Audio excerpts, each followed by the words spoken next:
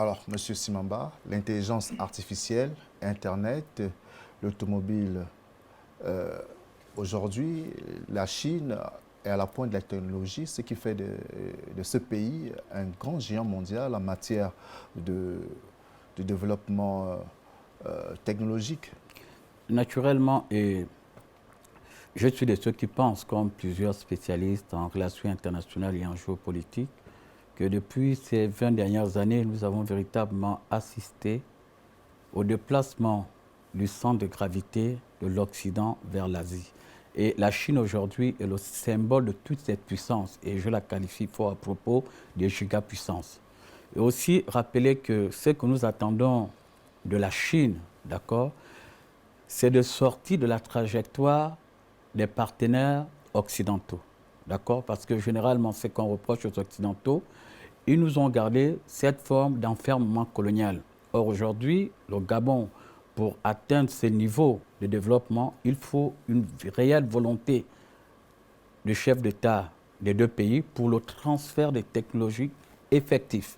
Ce qui permettra à la fois d'avoir des ingénieurs gabonais formés dans les universités chinoises, mais en rentrant au Gabon, ils doivent reproduire, pas forcément les mêmes schémas, mais être beaucoup plus pragmatiques. Et l'avantage de la Chine, pour ceux qui ont été, moi, dans le cadre de mes réflexions et dans le cadre de mes recherches, je me suis rendu compte qu'en Chine, il y a quelque chose d'assez spécial. Ils ont des écoles où on forme les entrepreneurs, les ingénieurs, où on leur forme à la stratégie chinoise. Parce que lui, on venait de suivre dans le reportage, il a appris à New York, mais il y a eu ce transfert des technologies vers son pays. Le plus important, ce n'est pas d'aller apprendre en Asie ou d'apprendre à Shanghai ou à Macao ou bien d'autres villes, mais c'est d'être capable d'assimiler toutes ces connaissances et une fois en rentrant au Gabon, pourquoi pas créer les mêmes usines de fabrication des véhicules. Donc aujourd'hui, la Chine également est attendue sur ce terrain, le terrain de la technologie, le terrain du développement des logiciels et de l'intelligence artificielle. C'est à nous de voir comment réorienter également les bourses d'excellence dans ce domaine. Alors, moi, je vous reprends au mot. Vous avez parlé de transfert de technologie. Or, véritablement, c'est ce qui manque à l'Afrique, au Gabon, pour s'industrialiser réellement. Comment est-ce que cela peut se matérialiser?